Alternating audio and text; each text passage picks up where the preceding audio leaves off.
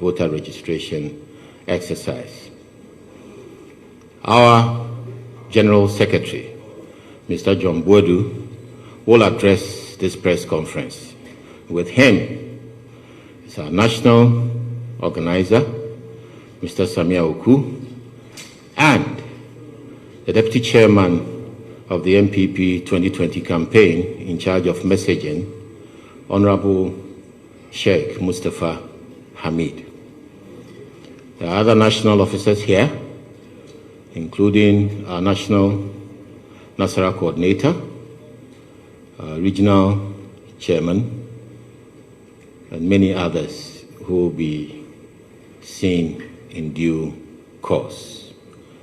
I will now invite our General Secretary, Mr. John Boadu, to deliver his address.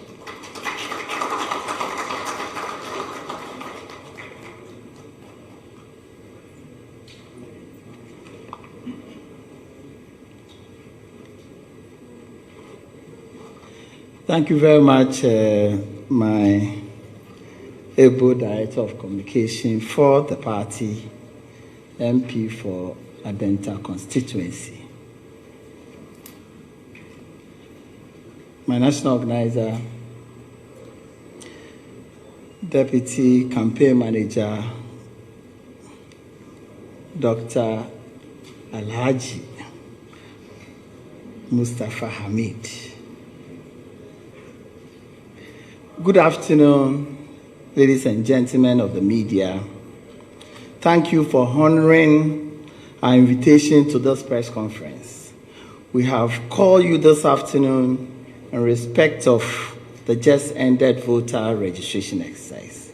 The exercise has been highly successful, and we wish to commend the Electoral Commission, political parties, civil society groups, security services, the media, all stakeholders, and the good people of Ghana for their efforts.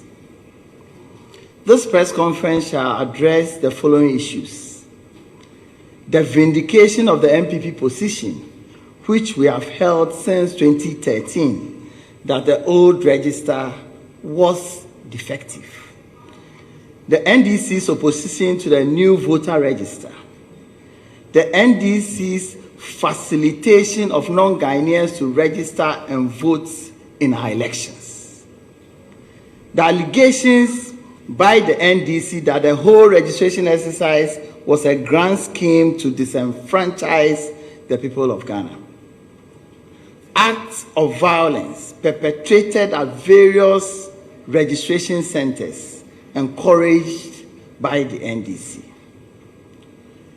registration in border constituencies where the numbers have come down significantly; more people registered with the NIA card; and lastly, the NDC's opposition to the registration of students. Ladies and gentlemen, we in the New Patriotic Party, as you remember, have been consistent in stressing that the old voter register was defective and not fit for purpose.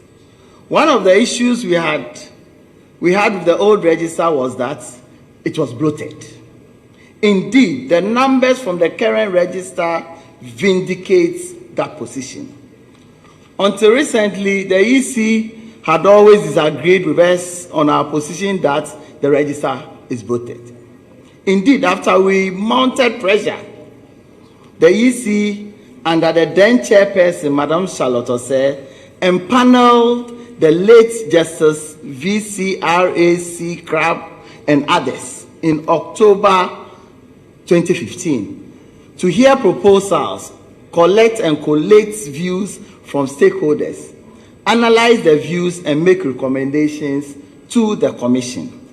In their report, the Crab panel vindicated NPP's position that the register was bloated. The panel established that the old register contains several categories of ineligible registrants, including multiple registrations, names of minors, names of foreigners, and deceased persons. After its analysis of facts before it, the CRAB committee stated in page 4 of their report that there is evidence that the register of voters contains a substantial number of people whose names are currently not valid. By all indications, the number of registered voters is not only unusually high, but it may be in excess of the potential number. Based on the 2012 projected population of Ghana provided by the Ghana Statistical Services and discounting the population of foreigners, there were about 150,000 more individual records in the register of voters than the 2012 estimated population of persons aged 18 years and older of the Ghanaian nationality. This will include some thousands of minors who were wrongly registered, unquote. On the issue of dead people in the register, the committee observed on page 14 that further analysis of the data based on the reported number of registered voters in 2012 and 2014 shows that as many as 580,000 estimated number of voter deaths will have occurred cumulatively by 2016 elections and may well remain in the register of voters. It is not clear how many of these deaths have actually been identified and their records expunged from the register through the established procedure. This constitutes about 4% of eligible voters on the register. This margin is almost twice the margin by which most presidential elections were won, and more than 10 times the margin in the preceding election. Preceding election year means 2018. As a way of tackling these issues, the CRAB committee on page 20 of their report, first of all, observed that it may be difficult to justify more than 500,000 invalid records in the register that we seek to characterize as credible. It may be expedient to try to find a middle ground to creating a new register through a completely new registration process. The Electoral Commission could consider extending the exhibition exercise to have voters confirm their names on the list, an indication that they will want to maintain their voter status. The benefits include signaling that the EC is doing something about the no flaws in the register. It is curious that after all these flaws that was identified by the committee, they still recommended that the EC should use other means in correcting these flaws. And one of the means the EC suggested, particularly with regards to dead people, was that relatives should bring obituaries of their dead people to Electoral Commission for their names to be expunged from the register. Thus, you and I know that it will be difficult for any family in a cultural setting to have done so. So these names, 580,000, remain in the register. In effect, the point the NPP is making here today is that the fact that the old register is bloated cannot be disputed. Eventually, the EC itself decided to compile a new register. As we have stated already, the numbers that have come out of the new register confirms the long-held position that the old register was bloated. In its Meet the Citizen briefing on 6 August 2020, the EC told us that a clean register is the basic foundation for ensuring that clean, credible, and transparent elections are delivered to the people of Ghana. The 2019 register had a total of 16,845,420 voters. Apart from this, we also had 797,493 people quarantined on the duplicates or stroke multiples and exception lists. There are people who had registered twice or more, and there are people who were placed on the exception list. And this number is made up of 797,493, apart from the 16.8 million. The political parties are aware of this, of which we are aware. When this is added to the registered voters, the overall total is a little over 17.6 million. Had the Commission maintained the old register and conducted a limited registration exercise, the Commission was estimating that they will have added conservative figure about 2 million to the register. That clearly will have told you that if we had maintained the old register and done limited registration exercise, the total on the register now will have been 19.6 million. Don't forget about the almost 800,000 voters that are in the exception list or being quarantined. In total, we are talking about conservatively, about approximately 20 million people will have been maintained in the register. If we had gone ahead with the suggestion of our own opponents and other people who thought that the new register was not important. As we speak now, after close to 40 days of registration exercise, the total on the list is under 17 million. That should tell you that by this register alone, close to 3 million ghost names, multiple registrants, to a large extent foreigners or unqualified or ineligible people whose names found themselves in the old register has been expunged by this process. Ladies and gentlemen, 3 million people in the kind of elections that we have in this country, that if you remember in 2008, the reason for the second round was just under 80,000 votes. And you saw the challenges that we had, to the extent that we have to even go for a third round, and the difference was just 20,000 before we were able to elect our president. If you are talking about close to 3 million people that we wouldn't have been able to vouch for their eligibility, and the Electoral Commission has been able to do this job, I think that the people of this country deserve a big commendation to ourselves. I think that the media cannot be left out of this. The EC made a strong case for a new register. The EC also argued that the decision to compile a new register in 2020 was largely driven by technical and financial considerations. The EC says it received advice from its IT team and external consultants to the effect that it will be prudent to acquire a new register rather than refurbish the current system, which had become obsolete and thus unfit for purpose. Indeed, according to a letter from the vendors of the defunct operators of the system, they stated, and I quote, "We would like to announce that the items in the present BVRs are at their end of lives, including laptops. This means that no components are available to repair the items, and so for purposes of availability, maintainability, and compatibility, in the future, we recommend to purchase new BVRs.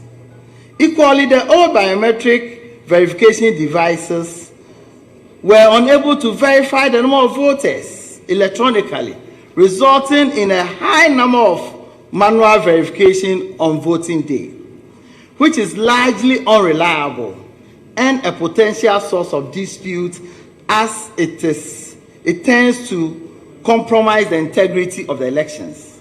It also does not have facial recognition technology, nor does it allow for a facial recognition add-on. The new biometric voter management solution, which the EC has acquired ahead of 2020 elections, has facial recognition as an additional feature for those whose fingers cannot be verified. This will therefore reduce the high incidence of manual verification, which often proves to be problematic and tends to compromise the integrity and credibility of our elections. At this point, we can even push for what we pushed for in 2020, that no verification, no votes. Because as we speak now, with a facial recognition facility as part of the technology, it will be highly impossible not for anybody to be electronically verified by the machine. So as we move on and go towards the elections, we'll be having a lot of IPAC meetings, and I think that it will be appropriate to push for no verification, no votes. Ladies and gentlemen, despite the fact that the EC had demonstrated enough utility and justification for adoption of a new biometric voter management system to deal with the many challenges with the old system, the NDC continued to stage strong protests against the Commission's move and were bent on thwarting EC's efforts. They began by boycotting IPAC meetings where critical decisions regarding new voters' registers were to be taken. Yet, they consistently held press conferences to mislead the public on issues discussed at the very meetings of IPAC they refused to attend. They also spearheaded the formation of a so-called inter-party resistance against the new voters' register, comprising some 6 political parties out of 21 registered political parties in the country, to constantly torment the EC through conferences and demonstrations. All the arguments they made against the new voter registration, including the issue of costs, NDC talking about costs, wrong timing, misplaced priority, possibility of a civil war, among others, were all defeated by superior arguments in support of the exercise. Indeed, in the face of the continued NDC protests, the EC convened its eminent persons panel and met most of the political parties. The report of the meeting was that majority of political parties wanted a new voter register. Notwithstanding the emphatic conclusion of the eminent persons panel, the NDC proceeded to Supreme Court as their last resort to challenge the EC's decision. By an unanimous decision of the Supreme Court, the NDC's position was defeated. Even so, the General Secretary of the NDC addressed the press conference in the forecourt of the Supreme Court to announce that the Supreme Court had ruled in their favor. Clear misrepresentation and deceits of the people of this country. Even after being defeated in the Supreme Court, the NDC continued to threaten fire and brimstone if the EC went ahead to compile a new register, with some of them vowing to stop speaking to the media. And to some extent, another weird person said that if EC goes ahead in organizing the new, compiling new register, he'll get himself castrated. I'm told that he was one of the first people to register when the EC went ahead to compile a new register. And those who were making noise about the fact that he were not going to speak again are also heard speaking all the time. I'm happy he did not take that action of getting himself castrated. But I want him to live and give birth so that his children will enjoy free SHS. We wish to also make the point that COVID-19 was never part of the reasons for the NDC opposition to the new register, because they started their protests against new register in 2019 when there was no COVID. In fact, as far back as 2013 and even 2015, their position was that there was no need for a new register. So for them to suddenly attribute the pandemic that we are facing as one of the reasons for kicking against the new register, I think it's false and it's deceptive. And I'm also surprised that yesterday I heard the former president attributing their reason for their kick against the new register because census has not been conducted before the new register. I think that it is important he keeps quiet rather than continue to embarrass himself with some of these lame excuses. Indeed, the NDC loudest argument in the later stages was that Ghanaians did not have the Ghana card, and so the EC's decision to restrict the breeder documents to the Ghana card and passport meant that the commission intended to disenfranchise Ghanaians. They didn't even just say that. They even went ahead to say that it is a deliberate attempt by NIA to disenfranchise NDC people, because if you look at the statistics of people that have their cards, it is only NDC strongholds that the NIA has not covered enough. Where they got that statistics from, I doubt whether they can stand up to it now. However, current data from the registration shows clearly that more than 60% of registrants use the Ghana card. 1.9% use passports, and 38% use the guarantors process. At the end of the exercise, nobody has complained of being disenfranchised for want of documentation. Clearly, the NDC argument was a deliberate ploy to stop the EC from conducting its constitutionally mandated function, and they have been exposed by events. Because I went to almost about 12 out of the 16 regions. I visited close to about 60 registration centers. There wasn't a single registration center that anybody or the registration officials complained that somebody has been at the registration center who didn't have Ghana card, who didn't have passport, that was unable to register. So all these arguments were arguments in self-destruction because they didn't want a new register. One will ask, what at all is in that new register, that old register that the NDC didn't want? And we will see as we proceed from those discussions that we are having. Ladies and gentlemen, a major security imperative for deploying security personnel to our borders is first and foremost the prevention of terrorism. That is why there's more personnel on the northern border. Pursuant to the advent of COVID-19, the security duty was enhanced to include the containment measures required against COVID-19. The NDC had full knowledge of these measures and did not complain. It is the same deployment that coincidentally had to be in place to prevent not only illegal entries against COVID-19, but also the influx of non-Ghanaians seeking to be part of the voters' registration exercise. And as I move on, I'll give you a breakdown of the number of security agencies that were deployed in the various borders with our neighboring countries. And you realize that more of it went to our northern border. So if there are people to complain, it is our northern brothers that need to complain and not the NDC, particularly when they were limiting it to the Volta region.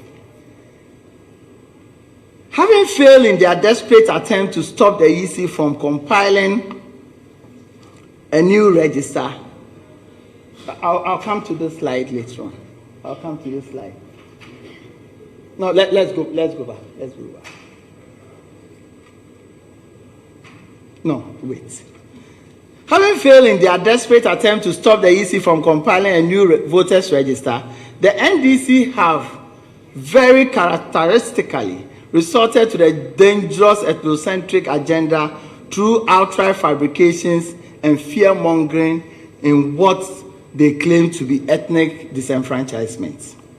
We are calling on our brothers and sisters of the Volta region, and indeed all Ghanaians, to stand up against being used as pawns in this dangerous political chess game by a desperate John Mahama.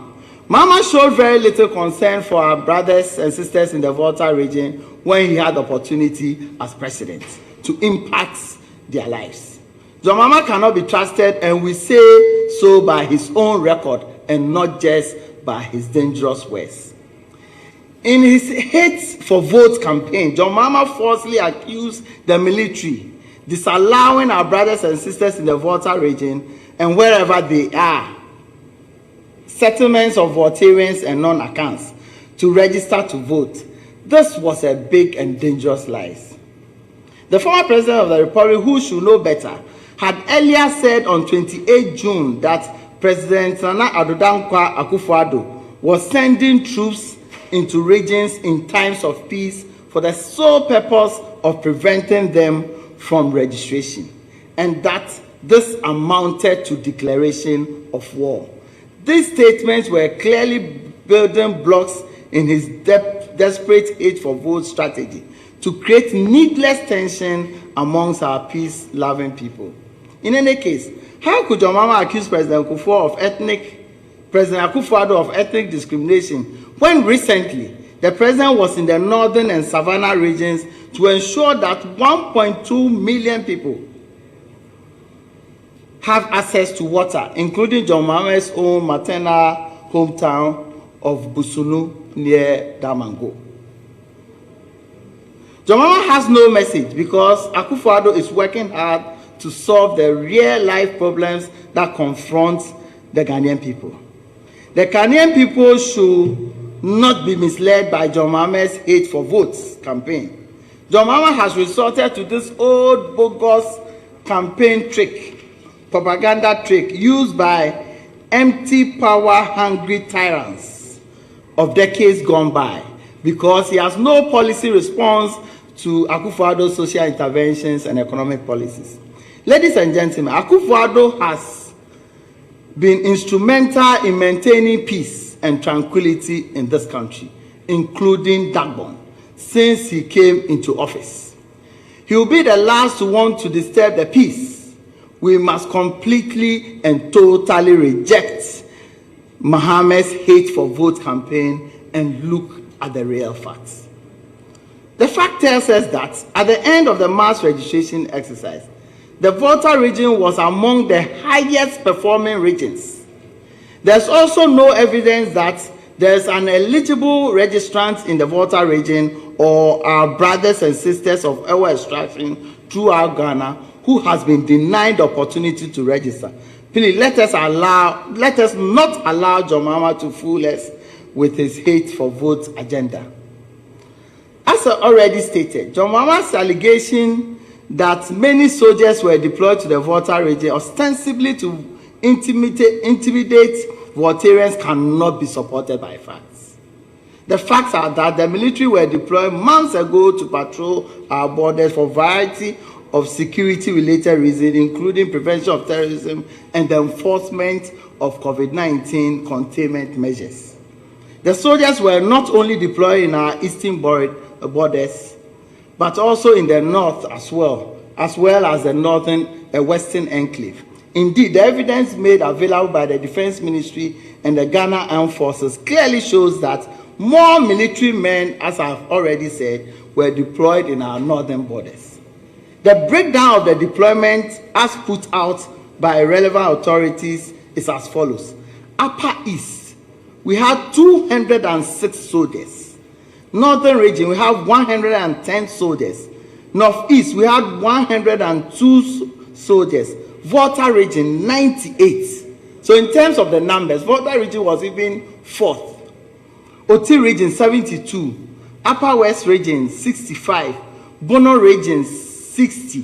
Western regions, 27. Savannah region, 21 soldiers.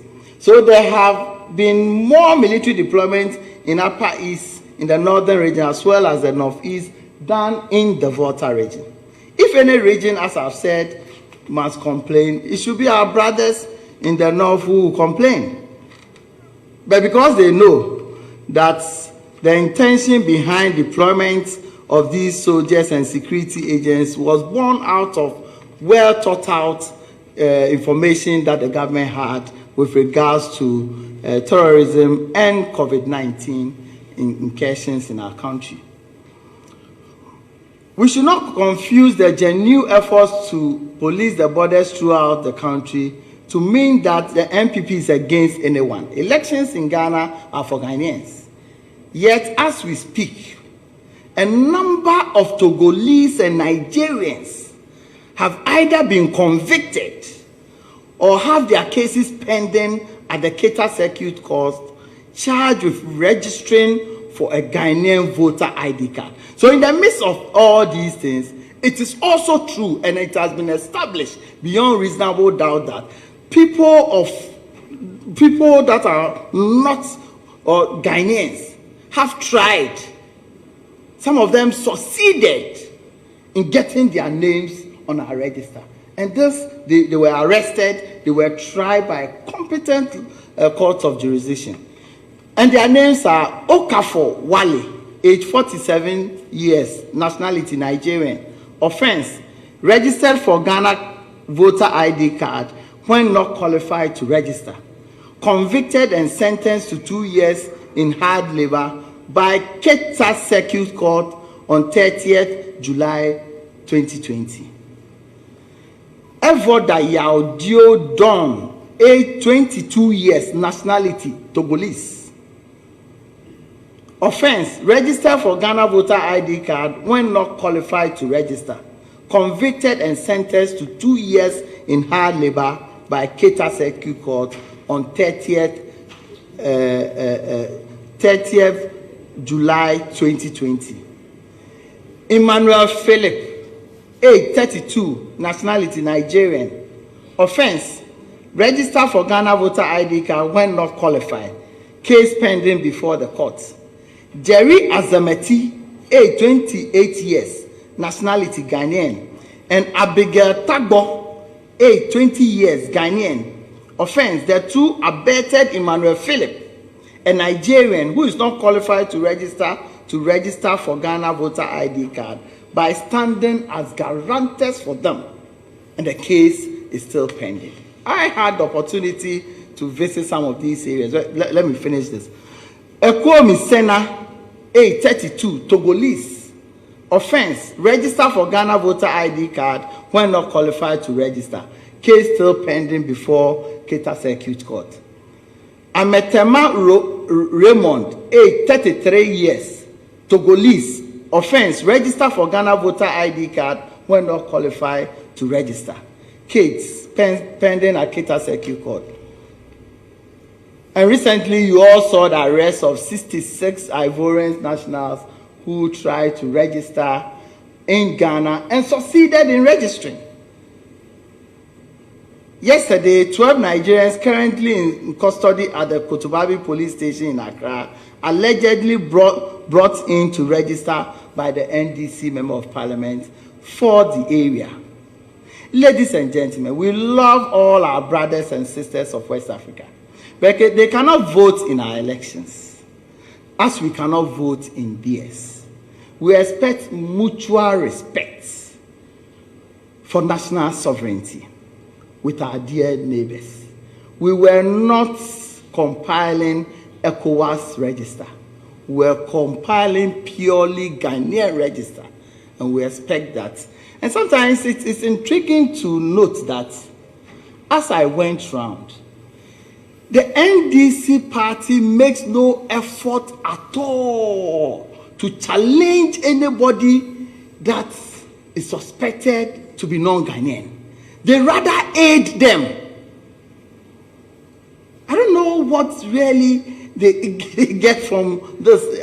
They don't believe that the Ghanaian people are capable of voting for them or what.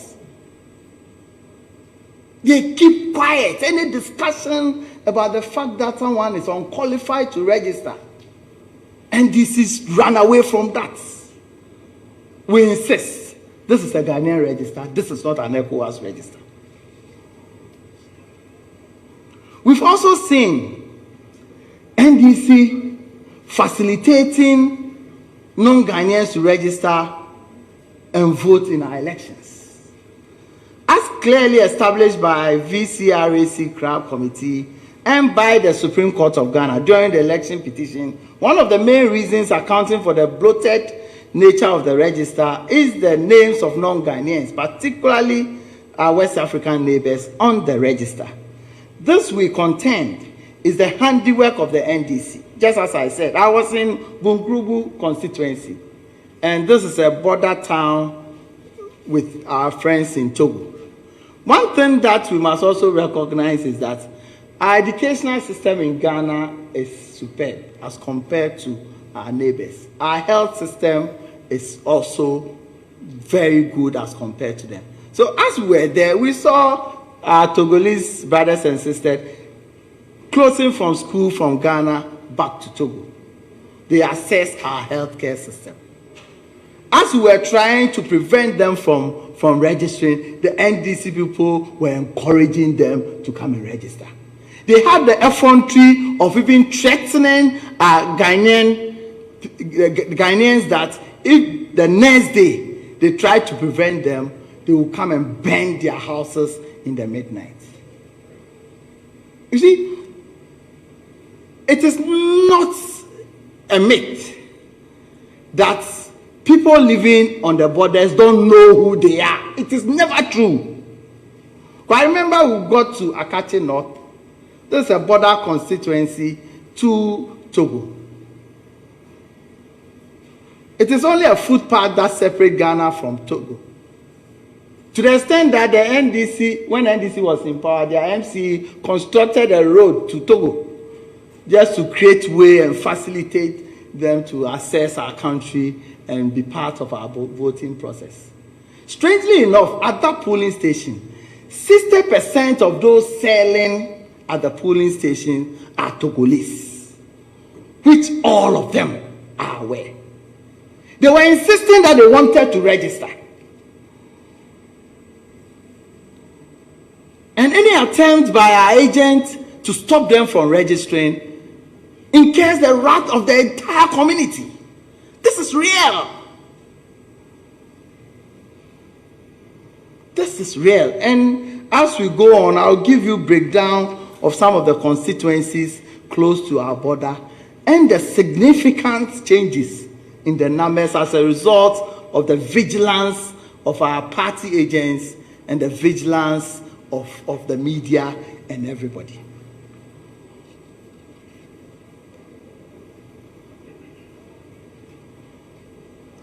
I think that the media is awash with videos showing some foreigners being imported by NDC into the country to participate in our registration exercise. And I think slide 3 shows that. But before slide 3, we saw Asedu Ketia in Panda constituency insisting that with a truckload, and just as they did to you, the media people, instead of them to even buzz them, they couldn't buzz them. They just got a cab truck and loaded them into it. And was insisting, this is it, and intimidating, and to some extent even insulting the police. This is what he did by insisting that these people must be allowed to vote. Because they were coming in batches. Here is he. Insisting that people who are not qualified, who are not citizens, who may not be resident or ordinary residents in the polling station they want to register, should be allowed to register. Unfortunately for him, as they finish registering and they are going with their Kia truck, one of the tires got burst. And the security agencies, particularly the immigration, was alerted. We realized that 66 Ivorians have managed to cross with the help of Asedu Ketia and his party to register to vote in our upcoming elections in December. And sometimes you ask yourself, the electoral officials, if someone comes and says, my name is Kwame Kobna, some of them, Kwame Kobna, Yao Damu. Some of them Kwame Yao.